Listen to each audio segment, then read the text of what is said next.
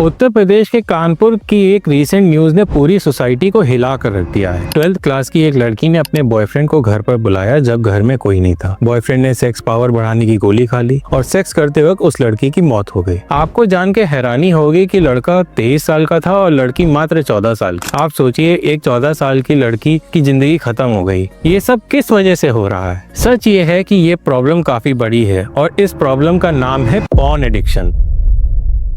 आज की वीडियो में मैं सिर्फ यही नहीं बताऊंगा कि पॉर्न एडिक्शन कैसे छोड़ें, बल्कि ये भी समझाऊंगा कि ये एडिक्शन आपकी रिलेशनशिप को, आपके दिमाग को और पूरी सोसाइटी को कैसे खोखला कर रहा है। सबसे पहला और सबसे बड़ा इम्पैक्ट होता है आपके रिलेशनशिप पर, चाहे वो हस्बैंड वाइफ का हो, गर्लफ्रेंड बॉयफ्रेंड का हो या फ्यूचर पार्टनर का हो। बात करते हैं हस्बैंड वाइफ रिलेशनशिप की। एक पेशेंट मेरे पास आया था, हैप्पीली मैरिड कपल था, पर हस्बैंड सीक्रेटली पॉर्न एडिक्ट था। धीरे धीरे उसकी वाइफ को लगने लगा कि उसकी इंटीमेसी कम हो गई है। जो लव और इमोशनल कनेक्शन होना चाहिए था वो खत्म हो गया, क्योंकि हस्बैंड अपनी फैंटेसीज को रियल लाइफ में मैच नहीं कर पा रहा था। रिसर्च कहती है पॉर्न एडिक्शन से सेक्सुअल डिससैटिस्फैक्शन बढ़ रहा है, स्पेशली मैरिजेस में। आपके एक्सपेक्टेशन अनरियलिस्टिक हो जाते हैं और आप अपने रियल पार्टनर को अप्रिशिएट करना बंद कर देते हैं। अब गर्लफ्रेंड बॉयफ्रेंड की रिलेशनशिप की बात करते हैं। आजकल के यंग कपल सोशल मीडिया पर जो देखते हैं उसके इन्फ्लुएंस उनके रियल रिलेशनशिप पर पड़ रहा है। Boys unrealistic sexual fantasies create करते हैं।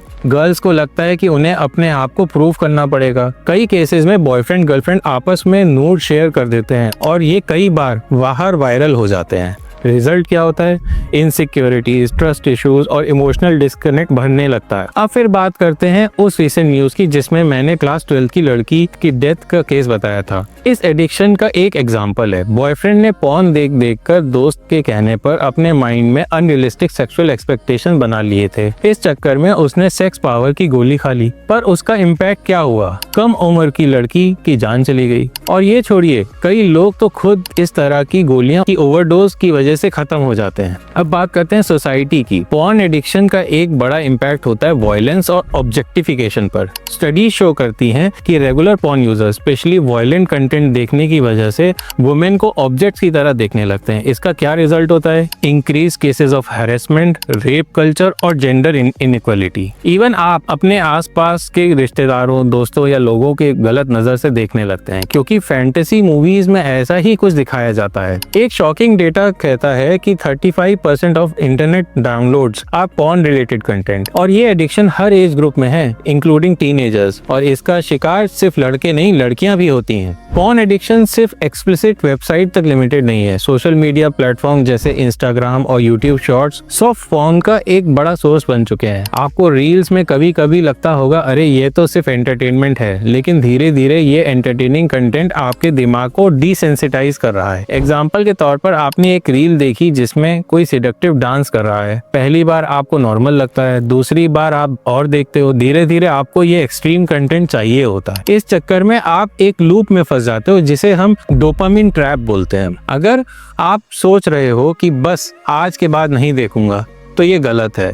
विल पावर से एडिक्शन हैंडल नहीं होता, क्योंकि ये एक न्यूरोलॉजिकल ट्रैप है। मान लीजिए अगर एक अल्कोहलिक को आप बस बोल दो कि विल पावर से छोड़ दो, क्या वो छोड़ देगा? बिल्कुल नहीं। Same goes for porn addiction. अब बात करते हैं रियल प्रॉब्लम की। पॉर्न एडिक्शन एक विशियस साइकिल बन जाता है। जब आप लोनली, स्ट्रेस या बोर्ड होते हो, आप पॉर्न देखते हो। उस डोपामिन रश के बाद गिल्ट होता है, फिर लोनलीनेस होती है और फिर वही साइकिल रिपीट होती है। स्टडीज कहती है कि रेगुलर पॉर्न यूजर्स का ब्रेन स्ट्रक्चर में चेंजेस होते हैं, बिल्कुल वैसे ही जैसे ड्रग्स लेने वाले लोगों के ब्रेन में होते हैं। अब बात करते हैं सोल्यूशंस की। ये साइंटिफिकली प्रूवन मेथड्स हैं जो आपको फास्ट हेल्प करेंगे। सबसे पहले आपको अपने ट्रिगर्स को ब्लॉक करना होगा। सोशल मीडिया डिटॉक्स, जैसे अपने इंस्टाग्राम और यूट्यूब शॉर्ट्स के फीड को क्लीन करो। Install website blockers, uninstall VPN, unfollow और ब्लॉक पेजेस जो आपको ट्रिगर करते हैं। रात में अपने फोन को ग्रे स्केल मोड पर रखो, जिससे कलरफुल कंटेंट अट्रैक्टिव ना लगे। Install apps like stay focus जो आपकी स्क्रीन टाइम को लिमिट करते हैं। रूम को लॉक करके मत रखो।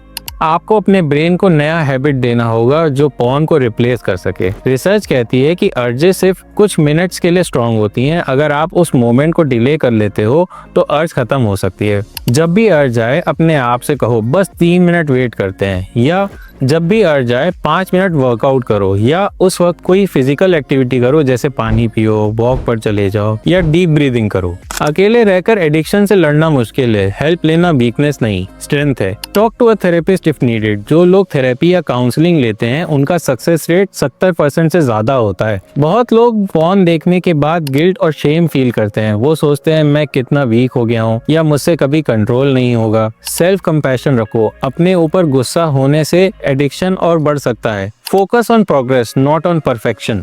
हर डिसीजन के पीछे एक वाई होता है, अपना वाई स्ट्रॉन्ग रखो। जब आपका वाई स्ट्रॉन्ग होगा तब आपका रेजोल्यूशन भी स्ट्रॉन्ग होगा। अगर आप सीरियस हो अपने एडिक्शन से निकलने के लिए तो अपना वाई कमेंट में जरूर शेयर करो। वीडियो हेल्पफुल लगा हो तो अपने दोस्तों के साथ शेयर करो। रिमेम्बर, ये एक जरूरी फाइट है और आप अकेले नहीं हो।